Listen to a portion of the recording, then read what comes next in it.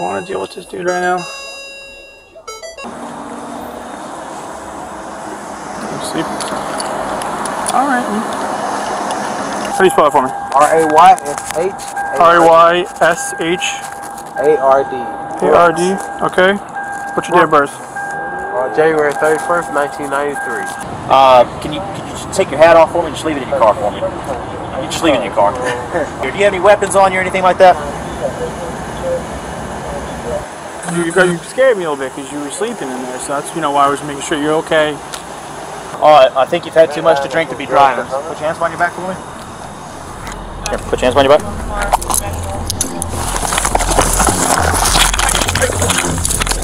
Hey, stop fighting! Stop fighting! Stop fighting! Stop fighting! You're gonna get tased! You're gonna get tased! Stop! What started from the murder of Rayshard Brooks came a revolution. People standing up to occupy the whole area, even if they never grew up around the community or that area. Then we'll fight against the Klansmen and the police. We fought for a better world, if not. We were just normal people. But we stood up to fight to remember Rayshard Brooks, to make sure his legacy remained here on this earth for a very long time.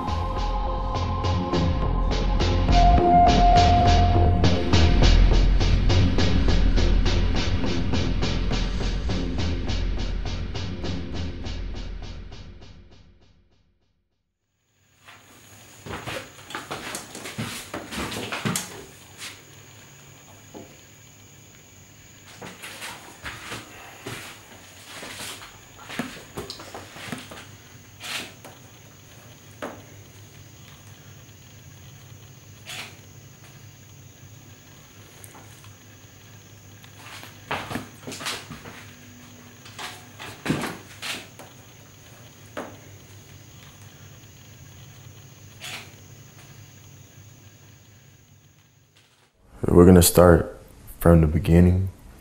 We really have to go back to the midst of the George Floyd protesting. The unarmed Mr. Floyd, who was black, died in Minneapolis after being pinned to the ground by a white police officer.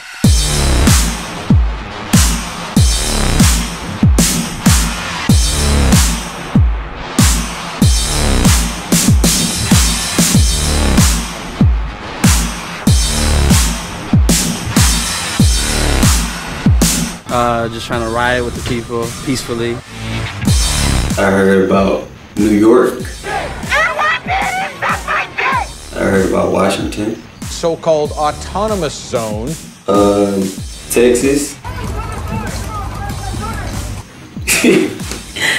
And the whole country was going crazy.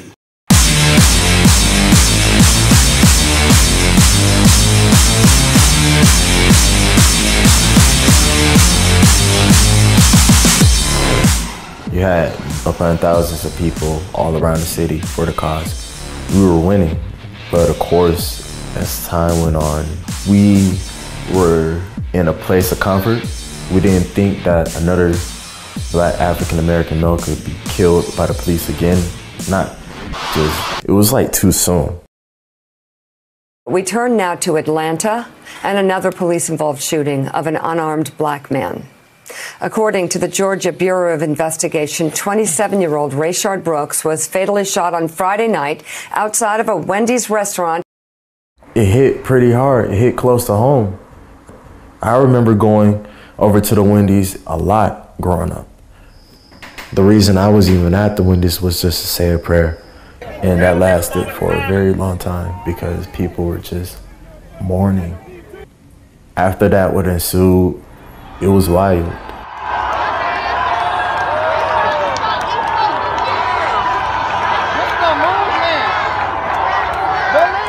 While the folks were blocking the interstate, there was another contingent of folks about a quarter mile away, apparently setting the Wendy's on fire. I, of course, have no expertise in the cause of fires, but there were a lot of people here with very fiery spirits, I would say. And that was like the longest fire ever.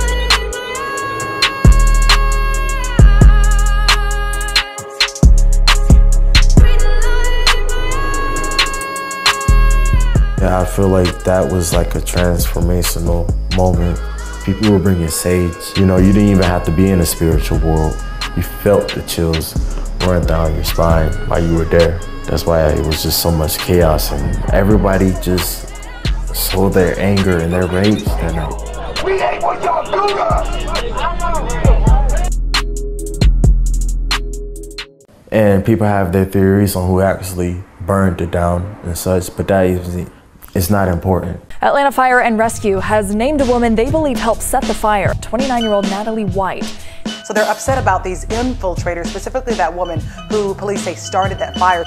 They didn't tell people he was kicked and stumped because they know that was gonna fuel the fire. So what did they do? They feed people a different story to keep them distracted. No one knew that he knew her. I would just say that. No one knew that he knew her. And they used that to their advantage.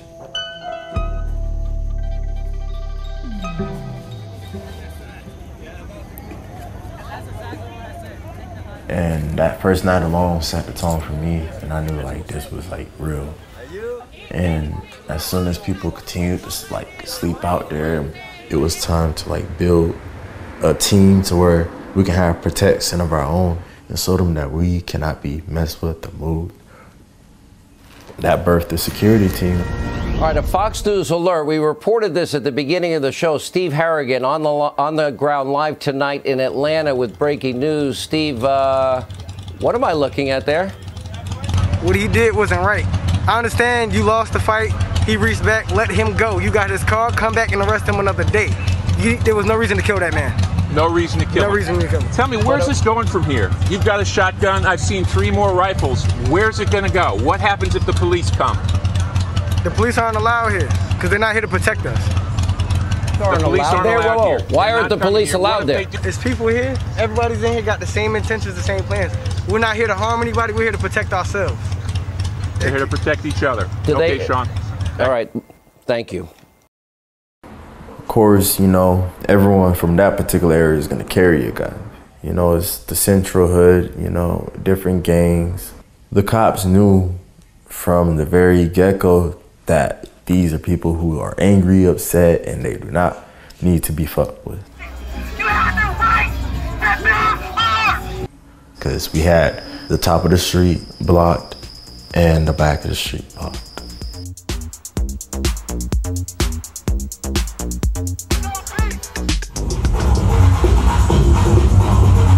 No way back. Ain't no way back.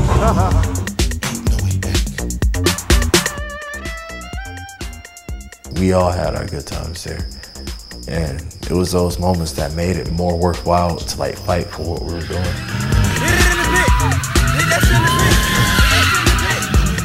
People from all over would come to park their cars and do cool drifting around the street. Fast and Furious, if I could compare it, like the scene, it was nice. So what do you say, am I worthy? We don't know yet, but you're in. Let's go. And then you had people just chilling, vibing. It was good music playing. It was just party. Everybody was having fun. It was a party. People were happy. We had food. We had DJs coming out. People doing their own graffiti. People just having a good time, making connections, talking, getting to know each other.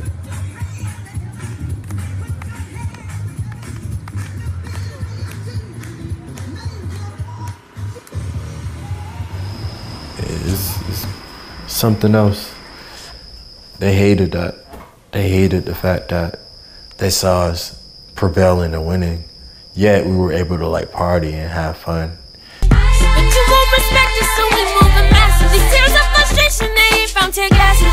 Just so we on the same page, we ain't got no masses. That was for the how he died in the street. They shot Rayshard on the side of Wendy's. I cracked a whip on design. I fell asleep, a grown man with your knee until he started peeing. That was for the how he died in the street. If we get no justice, then you get no peace. Tycoon out of snip, but it's time that I speak. This what you call beef, then I'm vegan, bitch, I'm fall for nigga dick. I ain't lost no good sleep in a long time. Look like I lost some motherfucking sleep. I been on mine. Damn, my nigga good. Give me a chance to change your mind. I bet I'm still gonna shine. 10 niggas said free wallow. We knew people were just gonna come there just for Instagram, whatever, to get more likes.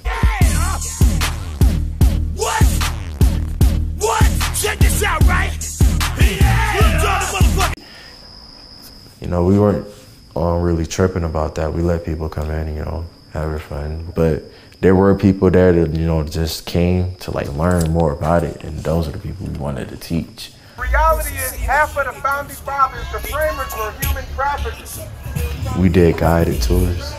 You know, the different graffitis, different parts of the building that was burnt down, you know. We'll show them that and we'll just explain to them, hey, we've been doing this, we've been doing that, tell people. And we're just walking around the building. They just look at how everything got destroyed.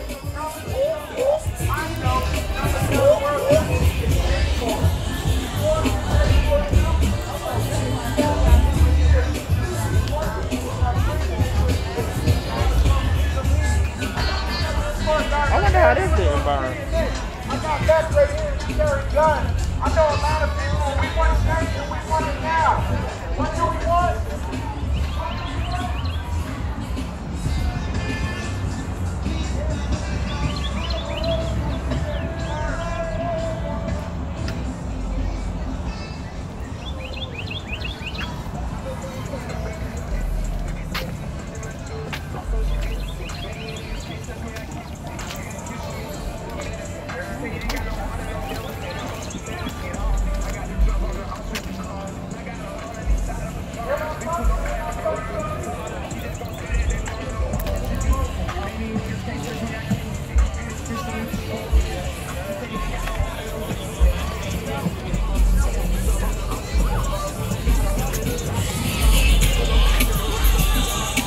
That was like the consistent basis, but like for example, the funeral, if we're expecting something big like that, then that's when those days can like be outrageously different. Today, organized protesters lined the streets of University Avenue to show respect to their fallen brother, Rayshard Brooks, on his final ride. The casket cars come in and it has the pictures of Trayvon Martin and everybody, like all the people who died from police brutality. Like, it's like all of their caskets are in like one line, and it's just like a lot of cars and stuff. It's like it's really like, they've been killing us for a very long time. That day we got attacked. They got the chopper right there. Oh shit. We were attacked consistently. Bullets, guns, drones. One day, the Confederate flag was already on the truck. People stopped him, he got out his car, started to let off a couple of rounds. And he was on the news. The recent armed attack by a white supremacist against these protesters is why guns are present. But of course, they let him off the hook. Because of course, the Klansmen are protected by the police. Which is why they were sent in for however long that they were needed to try to get us away. The Atlanta police were scared. They were scared to come down the street.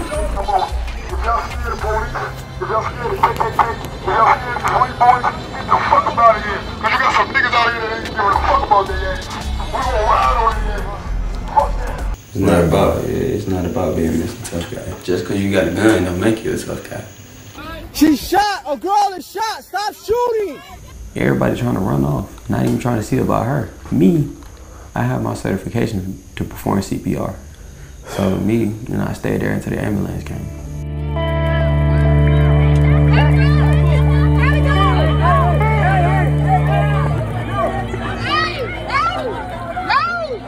In the beginning for me, it's like when we're fighting, not only like the cops, it's just like, why? Like, what the fuck? I only expected to fight against the cops during this, not X, Y, and Z and the regular civilian or person or whatever.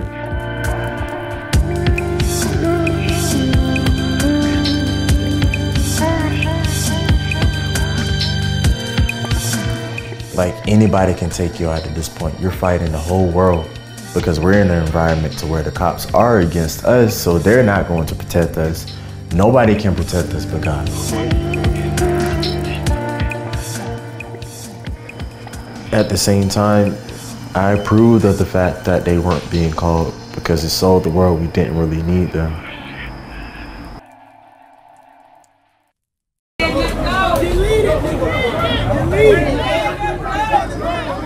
And of course, you know, anything can transpire. I'm not saying that, you know, people are evil in this world, but me harming you is gonna be like the easiest thing because I can get away with it. So to save everyone and keep each other safe, you must learn how to work together.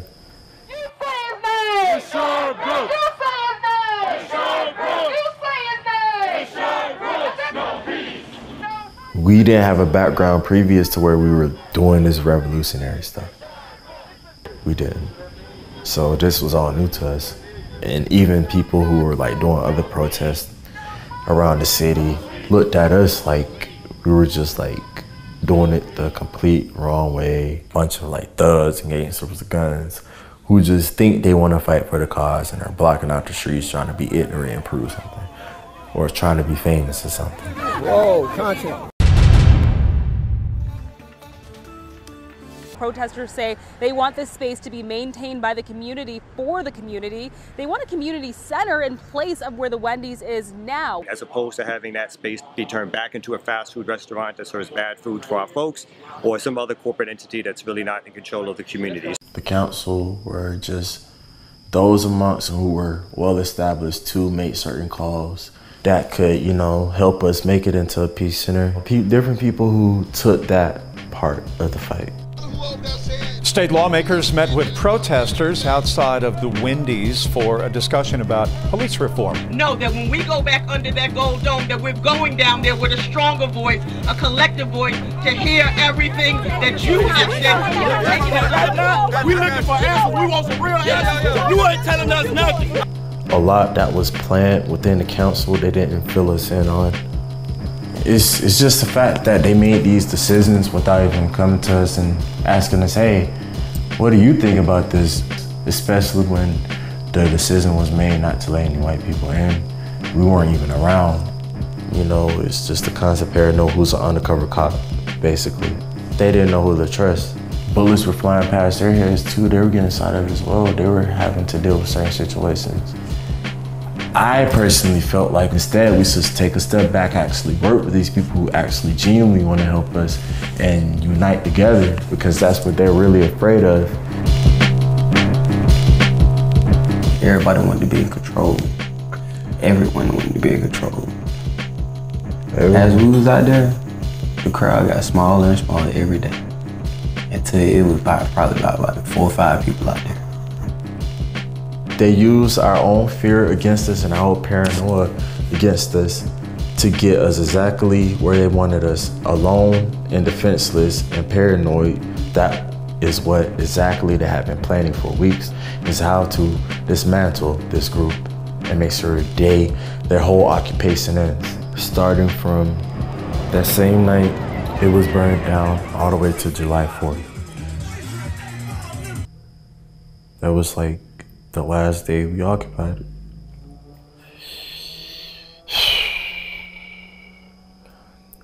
That was the last day because a lot of things went wrong. A little girl, 8-year-old, Sequoia Turner, died that night.